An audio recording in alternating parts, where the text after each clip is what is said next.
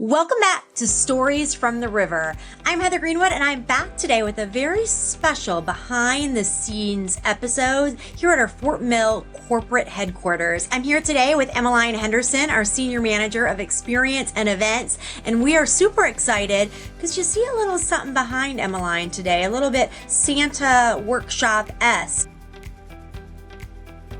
Welcome to Stories from the River, a show in which we go behind the scenes at Broad River Retail. So Emelyne, welcome back to Stories from the River. How are you? I'm doing great. Thanks, Heather. Well, we're excited to be here today doing it a little bit different. We've been on Stories from the River before, and we've talked about this program, maybe one of our favorite Memory Makers Helping Memory Makers program. So when we think about Operation 'Tis the Season, which is why we're here today, we have new listeners and new viewers at home. So first, Emelyne, take us back a little bit. What exactly is Operation 'Tis the Season? And really, what is the origin story? Where does it come from? So Operation 'Tis the Season is a program very near and dear to our hearts at Broad River. And Operation 'Tis the Season really started, I think, the year following COVID. What we found was we had some memory makers that we knew of that needed a little support with providing holiday gifts to their family. And so we were able to, from that, build Operation 'Tis the Season to not only support that family, but open it up to other memory makers to say, hey, does anyone have a need that we don't know of to support them during the holidays, whether that be with holiday gifts or a holiday meal? And so we opened it up and saw, where the need was. We do an open Operation 'Tis the Season needs application, and any memory maker within Broad River can sign up through that support application. And then we're able to collect supplies internally to support those families with either a holiday gift for their family and their children or some holiday meal support as well. And so really this program developed from one small need into what it is today. We've grown this program year over year, and we see continued need, obviously, and what's going on in the world around us. So we're in 2025 now. As you can see behind you, we're actively in this program. So tell us a little bit about Operation 'Tis the Season 2025.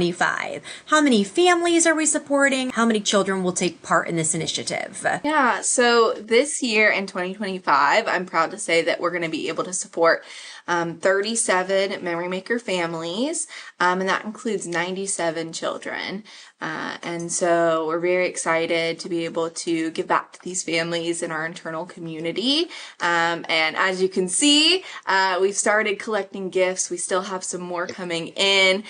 So we're really excited to begin organizing and packaging these and making it a really special moment for our Memory Maker families. I love that. We know that the holiday season is so special, and it's certainly a time to furnish life's best memories. So when you think about those kiddos that we're supporting and those families, Emelyne, do you see any similarities? Is it a certain age group? Are they little kids? Are they big kids? Who are we supporting this year? You know what? It's often a very wide range of kids. So you've got, newborns, a couple months old, all the way to, older teenagers who are already kind of figuring out what they want to do, like with their lives. Like a lot of times, especially for teenagers, what I love is we'll get requests for their passions.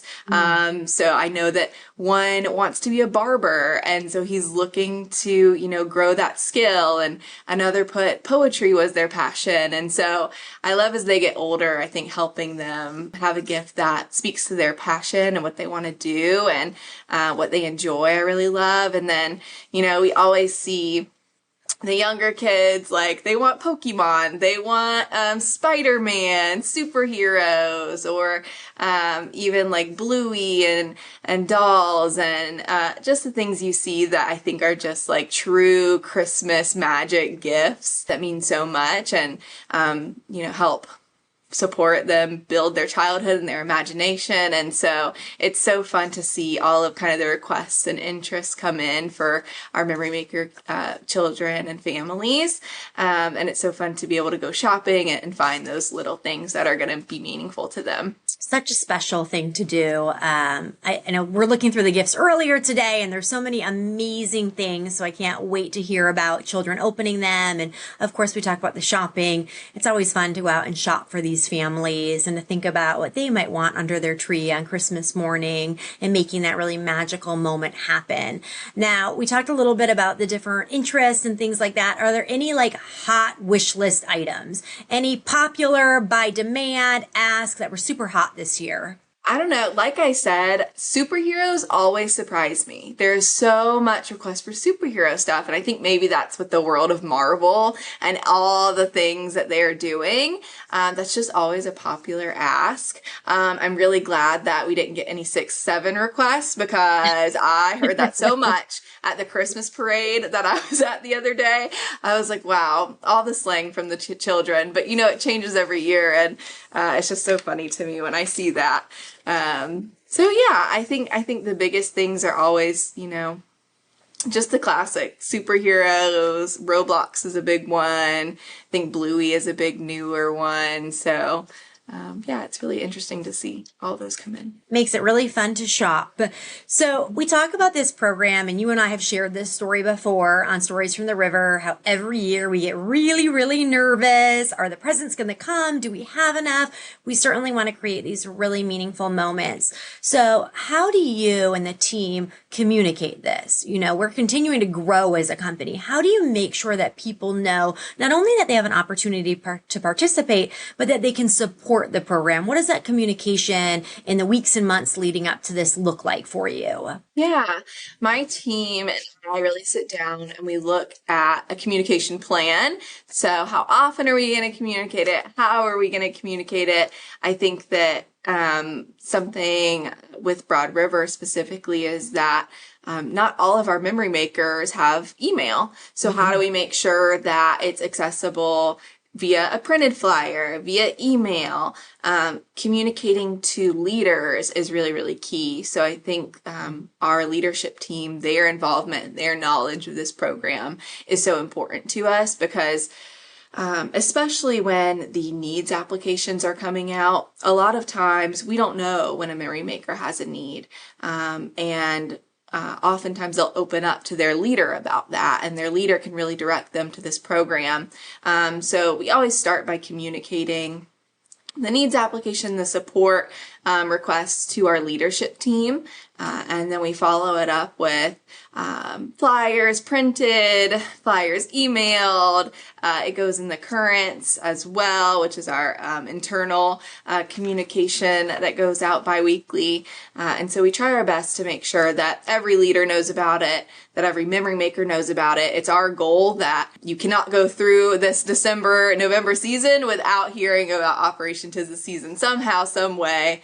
It's also included in all of our onboarding training programs like Retail 101 and CX training. So we try to throw it in little ways to make sure that it's known everywhere. And you guys do such a great job of that. I know it's a goal, and it's something we talk about a lot, is like, how do we make sure every memory maker knows the opportunity? And that's really hard.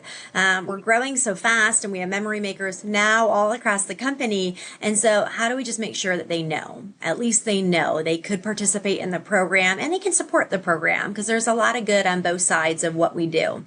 So you're here in Fort Mill, and behind you, we see an array of presents. And I know you're getting ready for a very, very busy day this week, which we talk about packing the bags. And it's a big day. It takes a lot of hands. So tell us a little bit about the next steps in the process, from collecting, which you're almost done with, to getting things ready to give to our families on pickup day. So a lot of memory makers think that we wrap the gifts and then give them to families. And one thing that memory makers might not know is that we actually never wrap the gifts. And the whole point being, we want to make sure that our memory maker families and parents are seeing the gifts before they're wrapped. Because it's kind of weird if your kid opens a present on Christmas and you're like, oh, you're surprised too, right? That must be from Santa, you know?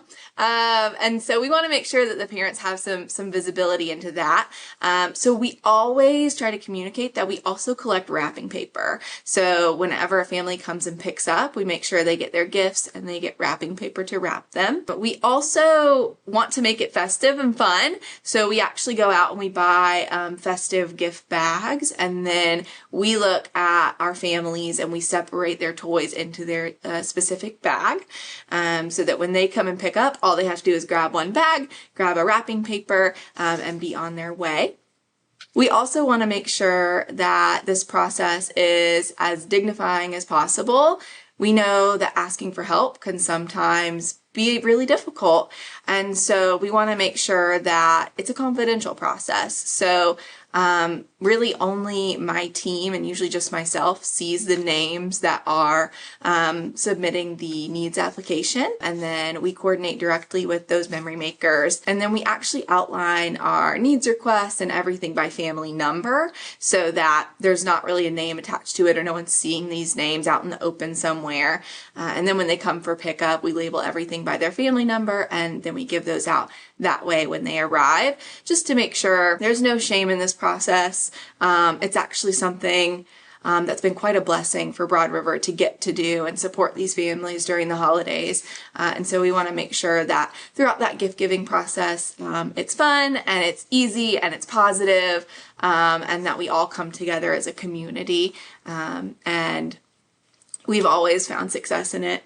Every gift pickup day is so joyful and fun. There's music and treats, and it's just a good time. It's always a good time. I think about, the days when we're packing, and, it's kind of magical for us, to go through and say, okay, I'm packing this bag for a 6-year-old girl, and she loves coloring and Barbie and soccer. And so you get to kind of put together these bags knowing they're going to go home to that 6-year-old girl and what that's going to mean to her.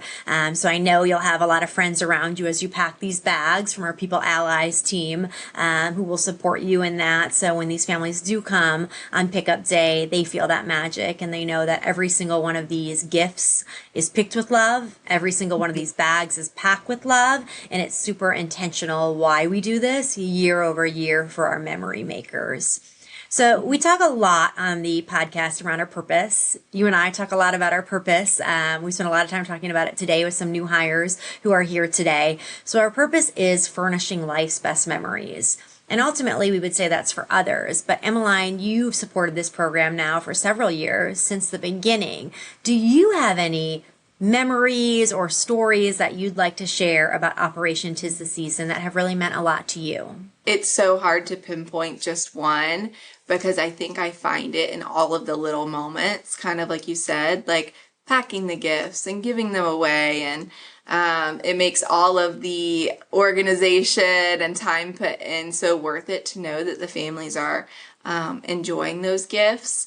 But one specific time that sticks out in my mind was we had a memory maker that submitted a request and had shared that her son had recently gotten really into art and drawing. And so one of the gifts that was donated for him was, it was kind of like a drawing set, but it kind of folded out into an easel. And so he could set up his artwork, his pens, his paper, everything, and to do his art. And, we gave him that gift and we were really excited. And some of my favorite times are when memory makers come back to me and tell me about Christmas morning or how their kids enjoyed it. And so, she just shared that of all the gifts that he got, that was his absolute favorite. She said that he drew for hours on Christmas. That's all he did was she's like, I've almost run out of paper, from the art set. And so that's one that really sticks out to me, because a lot of times we do get to hear about it when the memory maker comes back to us, but sometimes we don't. And I always love to hear about one on Christmas morning and what they loved and what they were excited about. So beautiful. It's amazing when you get to hear it come full circle. I know for me, the shopping piece of it, Henry, my son, and I went on Sunday. And to be able to take the ornament that tells us who we're shopping for, how old and what they like, and to be able to go through the aisles. And of course, every year it spurs a conversation of, why are we doing this? Who is this person? Tell me about them. How come you don't know them? Just allows for really good conversation, and me knowing that if that were me, there'd be a lot of memory makers around to support as well. And so to be able to give back and support our memory makers and do it with my family is really, really special. And then that pickup day, I'm not a hugger, but on that day, when you get those hugs and you get to embrace these memory makers and how much it means to them, to feel like their holiday is going to be a little bit more special, is really, really magical. And to hear those stories, that one art set and how it makes a difference and how it creates one of life's best memories is really powerful. And so we're really lucky to be able to do this year over year and to have the support of memory makers across the company who literally send in these gifts from Amazon, who go to Target and Walmart and bring us in wrapping paper. It doesn't happen overnight, and it's not easy to execute. So I know that we're really lucky to have these people surrounding us to make it happen every year. So as we get ready to wrap up, and I know you have a lot of work ahead to prepare all those bags and get it ready, is there anything that you want to say either to our memory makers who are participating in the program and their families, or our memory makers who've supported this program this year? I think just a big thank you. This does not happen without the support of our memory makers and the heart of our memory makers to give back. I think when we first started the program in 2021, we were kind of nervous, like, oh, will people buy stuff? Will they be interested in something like this? And time again, our memory makers have shown their heart to give back and support our internal community. Every year, it just warms my heart. It's my favorite thing that I get to do at Broad River. Thank you for allowing me to continue to do it. I wouldn't have this much joy at the holidays if it weren't for our memory makers continuing to show up like this. And so I feel really blessed to get to be a part of it. Just a big thank you. Yeah, it's funny. I was thinking as you were saying that about the text messages that we've gotten this week, right? We get text messages and phone calls from members of our leadership team and our owners, and they're saying, what else do you need? What else? Hey, if you're missing something, please let us know, because they feel just as passionately about it. I want to make sure that every kid gets everything they've asked for, has a really magical holiday season. And so it's really cool to get those text messages and those emails and to be able to say, like, I think we're good. And sometimes we wonder, will we have enough? But to really feel like we're good and we know that we really are creating magic for our families. Emelyne, thank you for taking care of this program with the true care and heart that it deserves. It's so special. It makes Broad River such a special place. Thank you to our memory makers who support this program year over year, whether it's tissue paper, whether it's a puzzle, whether it's a sketchbook. Every single thing matters and everything adds up. So we appreciate you. To our listeners at home, thank you for listening today. We have a lot of bags to pack to make a really special holiday season happen for a lot of memory makers and memory maker kiddos. We look forward to seeing you again soon on Stories from the River. Have a great day. Thanks for listening to Stories from the River. To check out more episodes, visit storiesfromtheriver.com. To watch this episode, go to youtube.com/@storiesfromtheriver. Join us again next week, and remember to like, rate, and subscribe to the podcast.